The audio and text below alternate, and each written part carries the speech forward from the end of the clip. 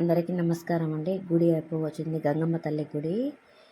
ఇప్పుడు అమ్మవారిని కూర్చొని పెట్టడానికి మేస్త్రి గారు ఒక పీఠంలాగా రెడీ చేస్తున్నాడు.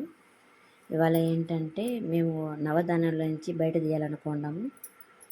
25 రోజులు అయిందండి పెట్టి, కానీ 41 రోజులు పెట్టాలి. ఆమెను మళ్ళీ పండబెట్టాలి, తొట్టిలాగా కట్టి పండబెట్టాలని అనుకుంటున్నాము.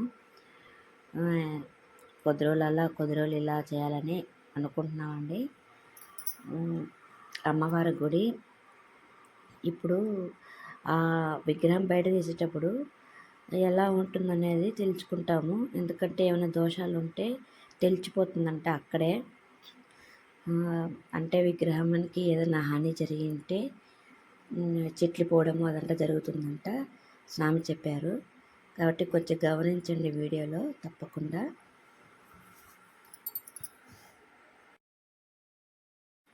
నవధానంలో ఉంది అమ్మవారు, చూద్దామండి.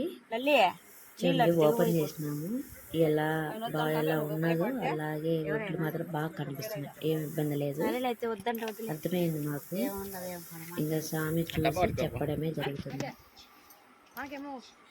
ఒడ్లు కండి ఎత్తుతుంది.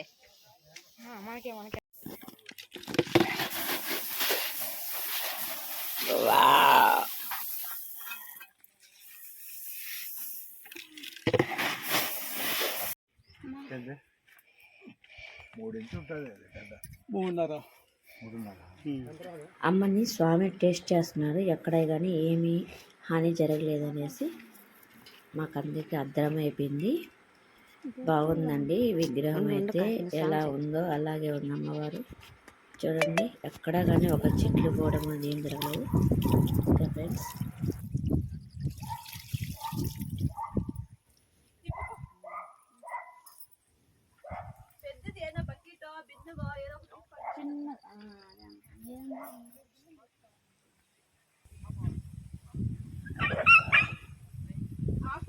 మీరు ఈతలు పోండి, అమ్మవారు కనిపిస్తుంది విగ్రహం లైటింగ్. అవును,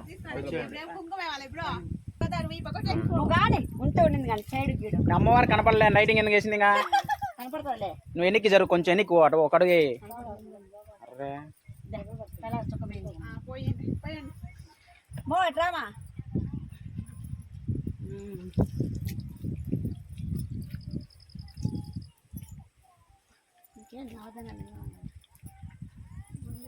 మా అవతల పో.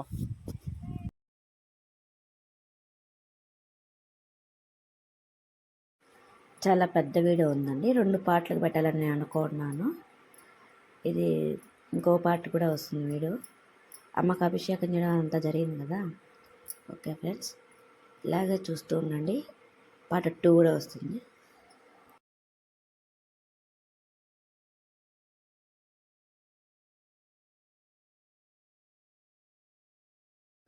అడ్డంగా వస్తే అమ్మవారు కనపడద్దా? లైటింగ్ కావాలంట, వీడియో కావాలంట, పేపర్ కన్నా ఇప్పించి.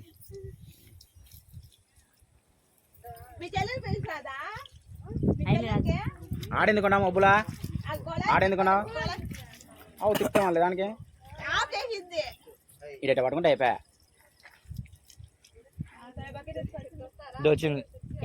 కూతురా ఎవరో ఫోన్ చేస్తున్నా. పోరా ఇప్పుడు అందరు పోయాలి. ఎందుకు అందుకు వస్తున్నారు? బయటకు వస్తున్నారు. ఆనే ఉండండి, మళ్ళీ ఎందుకు వస్తున్నారు? అంతా పసుపు పోయాలి, కుంకుమ పోయాలి, పాలు పోయాలి. అంతలో ఎందుకు బయటకు వస్తున్నారు?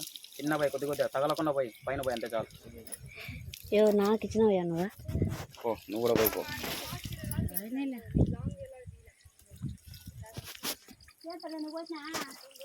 శ్రీ గురుభ్యో నమః. హరి ఓం.